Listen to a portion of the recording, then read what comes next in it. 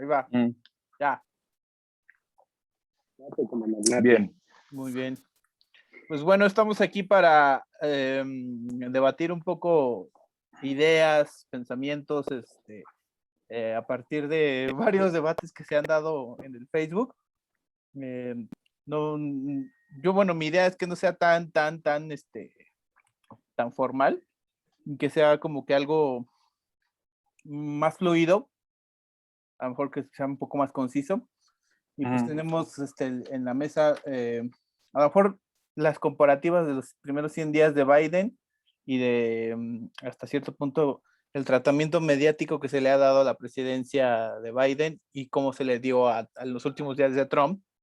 Para que no se queden con las ganas de vituperar a su expresidente favorito. Al expresidente de México. Exacto. El presidente de México que menos tiempo duró. Pues sí. Pues no sé, hacer los primeros 100 días de Biden. ¿Quién quiere comenzar? Tú empieza. ¿Yo empiezo? Sí. Bueno, pues para mí la presencia de Biden es gris, es un poco opaca. Evidentemente no es un personaje de reflectores, ni de polémicas, ni de controversias. Es un personaje de la vieja guardia, de la vieja clase política. Es un personaje más, hasta cierto punto administrativo, como que tiene más tablas de estadista, por así decirlo. Se vende así en los medios, pero también creo que no está alcanzando lo suficiente el vender esa imagen en los medios o en el ideario colectivo para solventar el asunto, el problema social que hay en Estados Unidos, más allá de lo electoral, que ya habíamos hablado de eso la vez pasada, que no sé, ese video no se alcanzó a rescatar, pero yo creo que más que nada, aparte de la edad de Biden, pues ya también ya le juega muy, muy en contra, ¿no? Para tener como para creérsela o comprarle ese liderazgo que intentan vender de él los medios. No sé ustedes qué opinen. ¿Quieres decir tú, Poli, o paso yo? Pásale. Ok. Creo que tienes razón en el asunto de que, o sea, es un político, el tipo tiene 72 años, si no me equivoco, ¿no? Es un político que estuvo ahí en 70s y 80s. Es de acción silenciosa.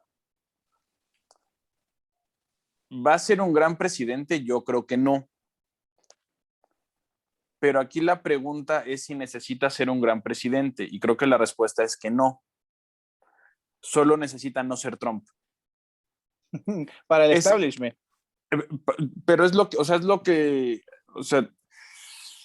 aquí tendríamos que ver como sobre qué o quién queremos hablar en términos de posibles votantes y eso. Biden llegó por una unión bastante extraña por cómo se dio entre el republicanismo bushista no tan radical en cuestiones económicas los neocons. Sí, los newcons y los demócratas de Wall Street, que les dicen, ¿no? Que son la gente que sí está un poquito, que es centro izquierda, entre muy comillas, pero que no tiene ningún problema con el varo. Uh-huh. Y que si le meten impuestos a alguien es clase media. ¿Por qué llegó ahí? Porque pese a lo que podríamos argumentar que Trump sí hizo bien, porque algo tuvo que haber hecho bien, porque antes de la pandemia iba a ganar las elecciones, prácticamente todas las encuestas decían eso. Al final hizo mal cosas importantes para un político en campaña. Uno, se centró únicamente, y ahorita voy con Biden. Trump se centró únicamente en su núcleo duro, en la gente que ya sabía que iba a votar por él. Que es una buena minoría cuando estás con otras minorías. Pero no es una buena estrategia cuando se te puede armar una mayoría opositora, que fue lo que pasó aquí. las formas de ser de Trump, ser tan estridente, tan teatral, tan obsceno en algunos casos, permiten que ese mainstream, que es el que al final decide las elecciones, a menos que pase algo realmente importante, alguna coyuntura radical, le da suficiente para aguantar los 4 años. No tiene que hacer gran cosa. Además, los medios, o sea, los medios mainstream, como tú dices, están volcados a Biden, o sea, no le critican ni si se le mueve el cabello. Ni si se cae del avión Ni si se cae presidencial. o sea, nada, no dicen nada, ¿no? Incluso al hijo que no sé, Hunter Biden, lo están convirtiendo en una especie de héroe por confrontar sus adicciones. Entonces, el mainstream está ahí. Pero lo importante es que la gente está dispuesta a eso. O un porcentaje importante de gente está dispuesta a ver, ok, ese es mi presidente. Está haciendo mucho mediáticamente. Estaba leyendo algunas notas para ponerme al corriente. Y dicen que en términos de ritmo de trabajo, está muy por encima de casi todos los presidentes anteriores. ¿Qué está haciendo de manera profunda? Probablemente nada. Pero otra vez, al menos el primer año, lo único que tiene que hacer es no ser Trump. Y eso ya lo logró. O sea, ya regresó a Estados Unidos al Acuerdo de París, ya regresaron a la OMS. Creo que iban a regresar al asunto al Transpacífico. ¿Qué es lo que la gente, o sea, que no se mete a profundidad en política o que no tiene algún sesgo particular, quiere escuchar y quiere ver? Y eso le alcanza un año. Ok, esa es tu perspectiva. Ahorita sí. Ok, sigue el señor Poli. Ya hasta me acomodé los lentes. Yo creo que estamos ante un administrador, no tanto un político. ¿Por qué? Porque sabe perfectamente que si administra bien, o por lo menos lo intenta, lo demás viene por añadidura.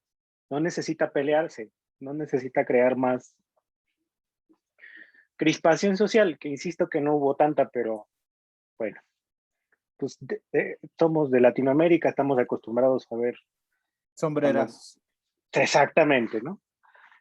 Cuando hablamos de crispación social, ya casi hasta golpes de Estado, dictaduras y demás cosas, ¿no? Vienen con el paquete. Sin embargo, creo que estoy de acuerdo con David. Lo que necesitaba era precisamente no ser Trump, pero sobre todo lo que también necesitaba era dejar un poquito de lado el juego de la política, porque al final de cuentas fue lo que lo hizo llegar, y empezar a administrar. ¿Por qué? Porque China le está comiendo el mandado en muchos aspectos, entonces necesitan posicionarse de nuevo otra vez. Y la mejor manera de hacerlo es administrando bien. Entonces, no estamos ante un político común, claro que no, estamos ante un administrador, ante un cuate que viene a poner orden, a ver así, les guste o no les guste. Entonces, estamos ante una nueva ventana interesante del desarrollo de los Estados Unidos como potencia, posiblemente sí. Si le alcanza y sabe administrarse, sí. Sin embargo, conforme veo yo que van las cosas, dudo mucho que le alcance ese empuje que lo llevó a donde está ahorita, ¿no? Porque ya empieza a meterse con temas, pues demasiado, con venas muy, muy sensibles, ¿no? La cuestión de los migrantes, el asunto también Cosas con las donde minorías. Cosas donde no le alcanza la cuerda para jalarla tanto. Exactamente. Entonces, es obvio, digo, creo que está plenamente consciente del costo político de tomar una decisión correcta o incorrecta, que al final de cuentas sabemos aquí que pues no hay tal cosa, ¿no? Pues no hay decisiones correctas o incorrectas. Siempre que tomes una decisión te van a engendrar mejores broncas y hasta peores, o depende. Pero nunca vas a terminar de solucionar o de poner contentos a todos. Y ahí es donde está el área de oportunidad del señor Biden. ¿Qué tanto está dispuesto a ceder y a poder negociar para que lo dejen administrar pues, de una manera más cómoda y que pueda obtener resultados en 4 años, posiblemente hasta en 8 si la gestión es bastante buena? Ok. Bueno, yo aquí en algunos términos voy a discrepar un poco de lo que dice David, porque yo no estoy seguro de que haya una parte considerable, de que la gente quiere o espera que no sea Trump, pero sí hay una parte del Deep United States, que sí se quedó crispada en el asunto de como que no le, o sea, a lo mejor no están haciendo pedo en la calle, no hay una revuelta cantada, como la esperaba yo alguna vez, a lo mejor de manera equivocada, pero yo sí creo que no les ha llegado al tuétano, o no les ha llegado al corazón a ese tipo, a ese segmento de población. ¿Me explico? Siento que no se ha ganado el respeto o la legitimidad de ese segmento de población. Ok, ¿te puedo hacer réplica? Espérame, te deja acabo. Okay. También Dale, voy dale. a hacer otro punto con el que no estoy de acuerdo con Poli.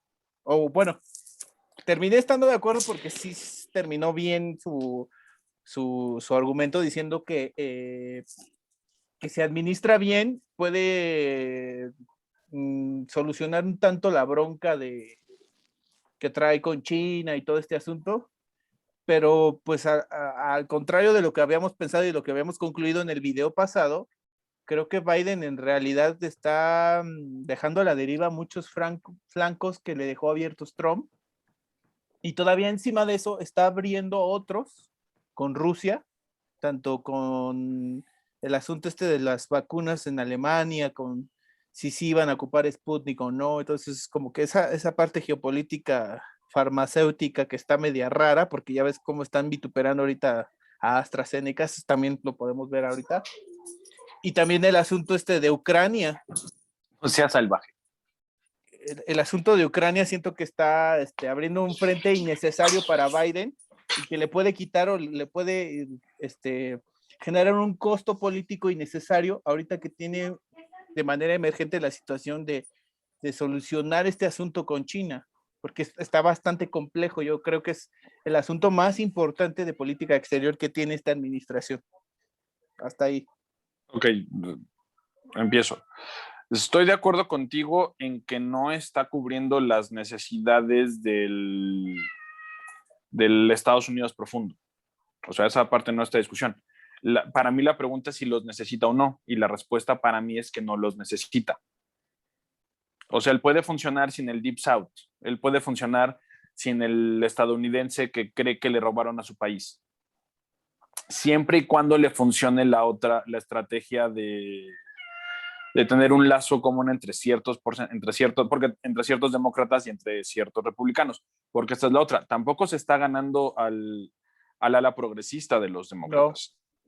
O sea, son estrategias, tú decides con quién juegas y para quién juegas. La otra, la América profunda no es democrática, no en el sentido de que sean antidemocráticos, sino que no votan demócrata.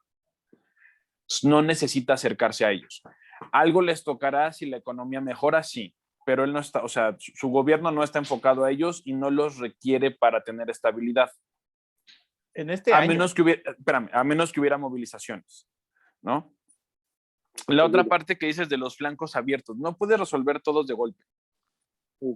Y otra, yo no estoy diciendo que sea un gran político, o sea, claro eso, no es que Biden sea el gran estadista que los medios afines dicen que es, pero pero parece ser que es un buen administrador.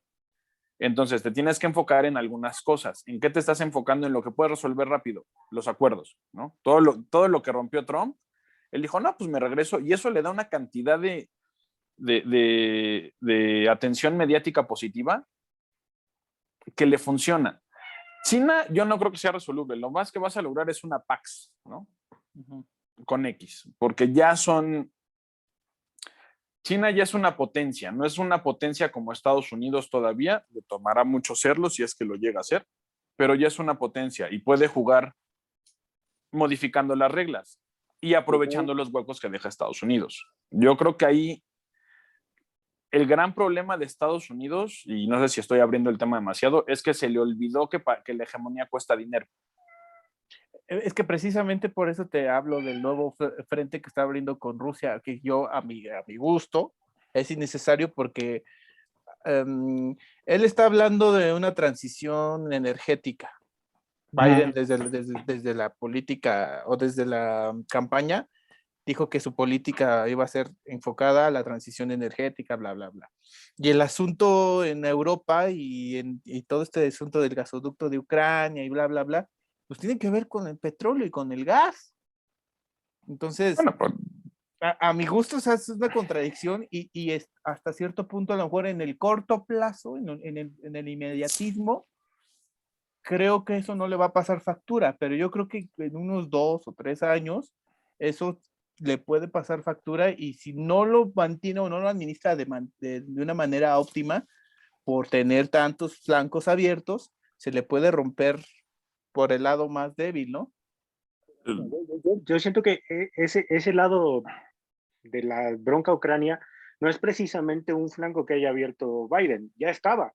Si nos regresamos desde el conflicto en Crimea, del referéndum, me independizo de Ucrania y luego me quiero unir a Rusia, esto ya venía desde antes. Y era un asunto que tenía Sí, que pero explotar y tenía que terminar explotando de alguna u otra forma. Le tocó a este cabrón, pues ni pedo, le tocó a este güey, ahí sí, pero no es un flanco que haya abierto él, ya estaba abierto.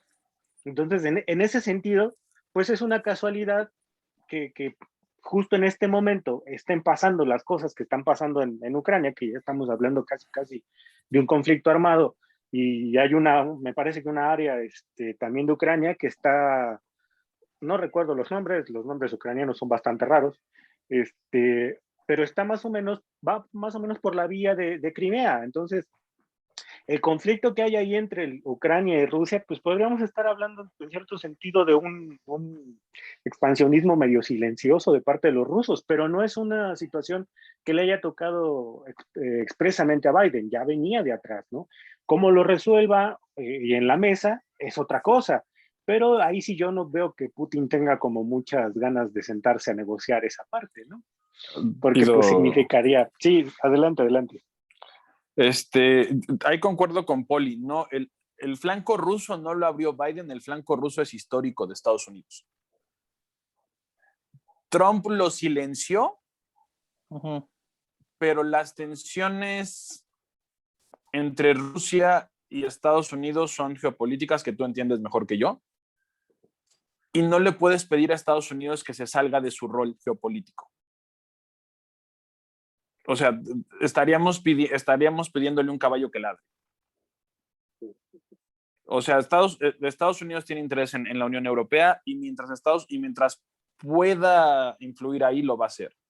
El asunto de Ucrania y el gasoducto y cómo se mueven las cosas tiene que ver con... Por el lado de Rusia, sí, es una expansión silenciosa. No, bueno, no tan silenciosa, pero silenciosa en términos militares. Y eso te va a afectar a ti, que sigues siendo la potencia dominante, ya no hegemónica si quieres, pero la dominante en un área que te es fundamental para funcionar. Porque si si Europa dejara de ser proestadounidense, entonces sí, quién sabe qué le pasaría a Estados Unidos. Pues vamos a dejarlo no en pro-estadounidenses ni pro-rusos, sino que si la Unión Europea comienza a abastecerse de combustibles rusos en mayor cantidad que de combustibles americanos, pues ya estamos hablando en de algo te una... pegará. Entonces, Ajá. creo que ahí sí tenemos que tener cuidado vamos a movernos en el ser o en el deber ser. Yo prefiero que nos movamos en el ser. Estados Unidos es una potencia global, es una potencia con intereses en Europa y ha tenido conflictos con Rusia desde la Segunda Guerra Mundial, ¿no? Desde los finales de la Segunda Guerra Mundial, que se inicia la Guerra Fría. Entonces, pedirles que de repente decidan que ya no, porque Trump tuvo una tregua un poco digamos extraña. que es un periodo de distensión. Un periodo de distensión o de gracia, es pedir lo que no puede ser. Ajá. Es peligroso, sí puede serlo, pero es inevitable. Y además ahí está un asunto que te comentaba justo en la publicación de Facebook, ¿no?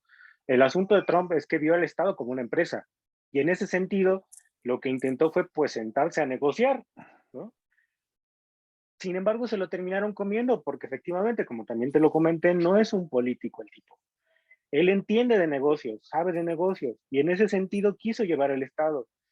Sin embargo, pues sabía perfectamente que se lo iban a terminar comiendo esos monstruos, tanto China como Rusia. Entonces prefirió mejor, no les hago caso, son sus broncas y me enfoco para adentro y a ver cómo hago, ¿me entiendes? Pero en ese sentido, pues sí, no considero tampoco que pues les importara tampoco mucho a Putin y a Xi Jinping si Trump estornudaba o no, ¿no? Uh-huh. No, pues es que de hecho era hasta cierto punto conveniente dejar ser su política de America First y del asunto de aislacionista, que es muy parecido al Estados Unidos de principios del siglo XX, ¿no? Antes de la Primera Guerra Mundial. En la retórica nada más. Exactamente. Porque no es que, o sea, realmente si bien Trump, y eso es algo bueno de Trump en términos de cómo se analizan los presidentes en Estados Unidos, no inició ninguna guerra, que es como la gran medalla que le han puesto, pues lo cierto es que tampoco terminó ninguna. Uh-huh. Bueno, es que también Entonces, hasta cierto punto creo que hay demasiados intereses ahí, o sea, a riesgo de verme como que estoy tratando de defenderlo, pero yo creo que hay que no es demasiados. mentira, por cierto. No mientas por convivir, por favor. Bueno, yo digo, así como estamos también justificando a Biden el abrir un frente o el que no esté hasta cierto punto tratando de una manera diplomática el asunto de Ucrania, por los intereses que hay ya creados, o sea, históricos y por antonomasia, también en el asunto de que Trump no pudo llegar y de un plumazo sacar a las tropas, que de hecho sí hizo una orden ejecutiva para sacar tropas de ciertos países, que le hicieran caso, pues ya fue otra cosa, ¿no? Va, te voy a ceder esa. Ok. Te concedo esa. Ok, tú eres el anfitrión, ¿por dónde seguimos? El anfitrión y el moderador, ¿por dónde seguimos? Okay. Bueno, pues entonces, en tu perspectiva, bueno, yo voy a empezar con las perspectivas geopolíticas en cuanto al asunto de la guerra comercial con China y con lo que yo veo de los conflictos que se están desatando ahorita en Europa, en Medio Oriente y en el asunto de Alemania, de las vacunas, etcétera. Entonces, para empezar, creo que están habiendo también fracturas dentro de la misma Unión Europea que le están dificultando a la administración Biden llevar a buen puerto este asunto como de calmar las aguas, ¿no? Porque pues, siento que también el gallinero de la Unión Europea se alborotó al momento en que Trump empezó como que a exigir como que el tributo, ¿no? Imperial de la OTAN. No sé si ustedes me sigan en esa lógica. Y creo que ese gallinero quedó alborotado con Biden y hasta cierto punto hay 2, 3 señales que me dan que entre Alemania, Francia, hay ciertas fuerzas de derecha que están buscando esa ruptura o un cambio en la dinámica de la Unión Europea. En el asunto de Ucrania, pues también te digo, o sea, es un asunto que puede derivar a cambiar la dinámica económica de muchas petroleras estadounidenses, y yo creo que tienen un gran ingreso de el gas y el petróleo estadounidenses que se venden en Europa. Y en cuanto en el Medio Oriente, pues también está calentándose muy cañón el asunto de Turquía con Siria, ¿no? Y Rusia, ahí hay un triángulo bastante como un triángulo amoroso entre Erdogan, Bashar al-Assad y Putin. Entonces, ahí sí no sé quién le debe lealtad a quién, y ahí estoy un poco confundido porque siento que como que está el sálvese quien pueda y gane quien pueda, ¿no?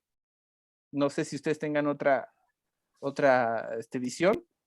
Y ya por último cierro con lo de China, que me parece muy el frente más difícil que tiene esta administración, porque a pesar de que Obama había tenido hasta cierto punto una política de contención con los chinos, creo que Trump le deja abierto el frente de China y le deja un problema muy difícil de resolver, porque en la guerra comercial que se suscitó, China comienza a tomar decisiones que pueden dejar en jaque, por ejemplo, a las grandes tecnológicas de Estados Unidos, como no sé si has escuchado de las tierras raras.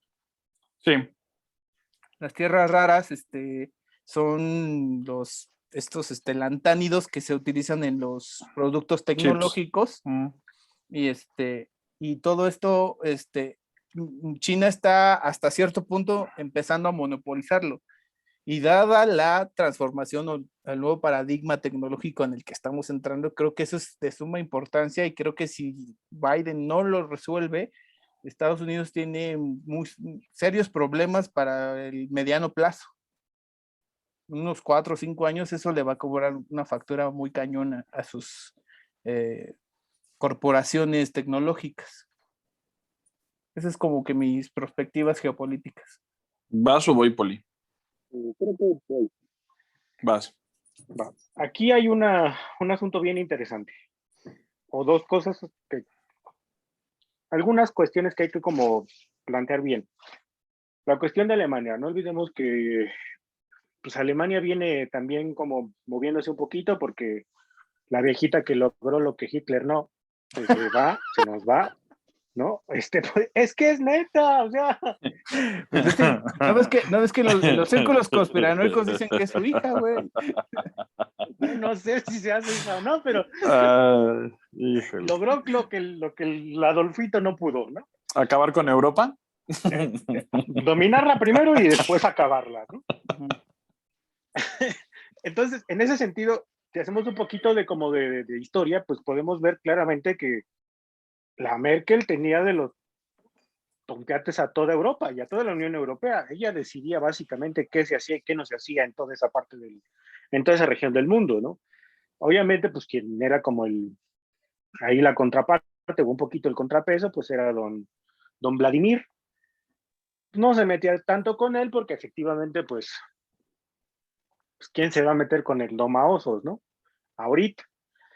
Entonces, en ese sentido, el cambio que se está dando ahorita en Alemania, de que la canciller se nos va y le contamos las golondrinas, pues es la coyuntura perfecta para empezar a medio meterse ahí, ¿no? Empezar a meterse en esa parte, pues vamos a decir, dura de Europa. Y es obvio que conforme se vaya moviendo esa pieza del tablero, todo lo demás se va a empezar a mover. Yo creo que también hay secuelas del Brexit, ¿no? Ahí también. Claro, por supuesto, claro, porque pues tienes a un renegado, ¿no? Todos veíamos básicamente la Unión Europea como un ejemplo de unificación regional, y de pronto dices, a ver, estabilidad económica, estabilidad social, una sola moneda, una moneda bastante fuerte, dices, pues claro, es el futuro, la globalización funciona, y de pronto llegan los ingleses y dices, no, ¿sabes qué? Pues no. Pues bye. Yo quiero mi soberanía y bla, bla, bla, y bla, bla. Obviamente terminó pegándole ahí. Entonces, como se están moviendo las piezas ahorita en Europa, también le va a pegar a Medio Oriente. Y como todos quieren a Irán, no precisamente de buena forma. Justo eso te iba a preguntar. ¿No? Pues es obvio, todos saben perfectamente que quien logre como dominar esa parte de Medio Oriente, pues ya se jodió el mundo. Entonces ahí todos sí, quieren dime. a Irán, todos quieren a Irán por sus jugos interiores. Claro, pues le quieren dar el besito, por supuesto. ¿Y quién no quisiera casarse con Irán? ¿Estás de acuerdo? Sí, obviamente. Entonces, pero lo interesante de Irán y el conflicto que incluso traen con Turquía, empezamos también a ver una vuelta de tuerca, porque si vemos los años anteriores, Turquía era un estado, sí, musulmán, pero más tirado a la cuestión laica, ¿no? Era como... Sí, era como Siria en los 70s. Ándale, sí. Exactamente. Y de pronto te empiezas a dar cuenta que ciertas medidas y ciertas cuestiones empiezan a endurecer socialmente en aquel país, y dices, ok, esto se empieza a dar la vuelta hacia una especie de califato medio raro, y es obvio que eso va a crear tensiones en aquella área, porque pues, ¿para qué nos hacemos pendejos? Esa área, en Medio Oriente, es la más importante en el mundo. ¿Europa qué? ¿Y Ucrania qué? Pues es como parte de... Ay, no sé. Va junto con pegadito, ¿entiendes? Todos, claro, tienen la mira puesta en Irán, pues porque Irán es la novia del mundo ahorita y es la cosa más guapa que hay en este momento. A ver, tienes 2 minutos para rematar, mi querido Shoko, porque se nos está acabando esta reunión. Iniciamos otra para hablar de las perspectivas de México. Ok, entonces, ¿cuáles eran los temas? La Unión Europea, yo creo que sí va a haber golpes porque nuestra querida Merkel, como dijo Poli, como que fortaleció a la Unión Europea y luego se dio el lujo de destruirla con la cuestión de la migración, que creo que no tenemos que olvidarlo, ¿no? Dio un paso ideológico y muy de corazón, pero destruyó la unidad europea, que estaba bastante dura. De ahí viene el Brexit en buena medida. Uh-huh. ¿Eso implica un giro hacia Rusia? No, yo creo que los alemanes y los europeos en general lo que están viendo, creo que ahí sí también gracias a Trump, es que pueden jugar a 2 bandas. Exacto. O a 3 bandas incluso, ¿no? Porque el G5 se los da China, el gas se los va a dar más Rusia, y habrá cosas que le vas a comprar a Estados Unidos. Eso les da, si lo logran armar bien, les da bastante libertad. No, simplemente con el 5G, o sea, el 5G, la mitad de Europa está con China. Está con China el 5G. Pero eso también genera tensiones. O sea, si no tienes una unidad o sea, porque tienes la unidad monetaria y tienes una cierta unidad política, pero ya no tienes una unidad discursiva. Y eso te va a generar problemas en el interior. De la cuestión del Medio Oriente, honestamente, no sé qué va a pasar. Creo que Turquía, o sea, también Turquía se separó del camino laico hasta donde yo recuerdo cuando los europeos le dijeron que no eran suficientemente güeritos para entrar a la Unión Europea. Sí, exacto. Y entonces, pues los turcos dijeron, perfecto, ¿no? O sea, recuerdo mi pasado... El pasado glorioso del Recuerdo mi pasado glorioso de conquistas y pillajes, ¿no? A costa de ustedes, pues déjame ver cómo va por allá. Creo que es un poco esa línea. Ajá. Irán, Siria, Rusia, ahí sí me abstengo ahorita de opinar porque no leí lo suficiente, no tengo una opinión actualizada. Bueno, esto también se nos está olvidando ya como para conclusión. El nuevo gobierno de Biden está también como que omitiendo en su afán de estar como que enfocado en el asunto administrativo y olvidándose del asunto político, del asunto de administrar los tiempos políticos. Creo que se está olvidando totalmente de que en Estados Unidos, más allá del conflicto social que se armó por los trumpistas y los conservadores y progresistas y todo eso, se está olvidando del asunto de la crisis de representatividad y de hasta cierto punto, la crisis de la democracia, ¿no? Y creo que la crisis de la democracia y de la representatividad es la crisis de Occidente. Hasta cierto punto... O sea, vamos, a ver, espérame, quedan 2 minutos y vas a meter ese tema, no sé. O sea, no te manches. Ya te traigo acá. Eso está interesante, ¿por qué no hacemos otra mesa sobre eso? Pero si quieres, ahorita empezamos otra reunión, nada más dale y yo te digo cuando se vaya a acabar. Dale, Poli. Tocas democracia y mi ardilla empieza a girar, pero a 1000 por hora. Ok. Tienes 6 minutos. Yo creo que ahí sí difiero totalmente de ti, de tu punto de vista. No estamos hablando de una crisis de representación, pero no una crisis de la democracia. Aguas. Una crisis de la democracia representativa, sí, pero no de la democracia. La democracia ha seguido evolucionando, tan es así que empezamos a hablar ya de otro tipo de métodos de participación ciudadana, como la democracia líquida, por ejemplo, ¿no? Esto de que de casi subrogar el voto, ¿no? Pues, oye, mano, ve a votar por mí, ¿no? La misma tecnología y el avance que tiene, pues ha permitido otro tipo de participaciones, incluso remotas, ¿no? De ejercer el voto de manera remota. Entonces no estamos hablando de una crisis de la democracia participativa, representativa, sí.